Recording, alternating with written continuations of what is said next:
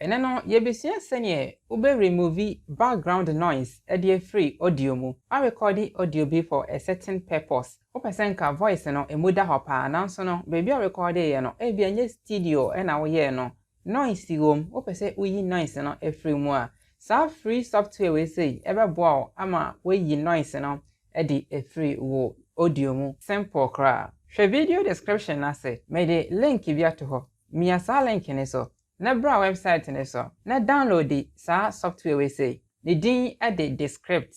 inti say o mi link ne so na aba download the on pen Samsung so obetimi a search ana abo on website address ni straightforward descript.com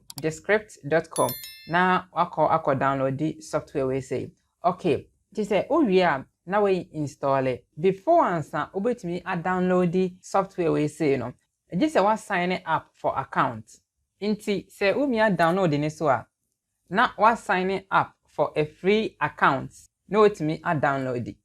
what download ye wie no na we bie software no ma download it da inti me install it software no say enetie ti say interface ne bie say ya na we me start new project na we do project ni din e dia to ha say inti e bia remove background noise na wako create project na we mi asa plus icon yiso na wafa file as new track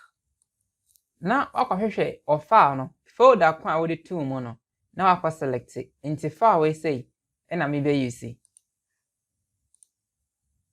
file no load successfully ma yen play na yen tie sane sound na tie na yen yi noise ni so frame na yen tie sene ebeye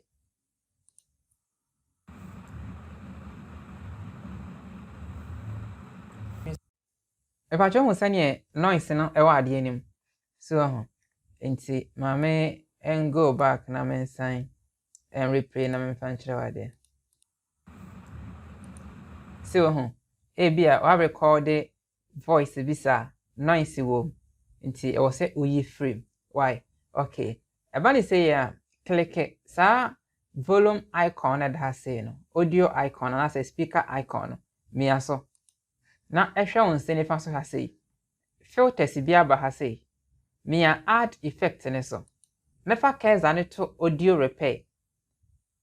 ne me studio sound ne so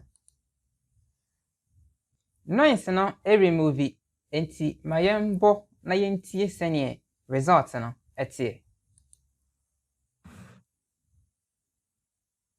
so we say on tehwe ma mentre okwan ya befa so a obe export e de ato o computer ne so back wo be mia share we so na we mia export ana say export na we mia audio na we mia export opa obe sesa edin no okay na we de din foforo e de ato so we wie ne sa no na we mia save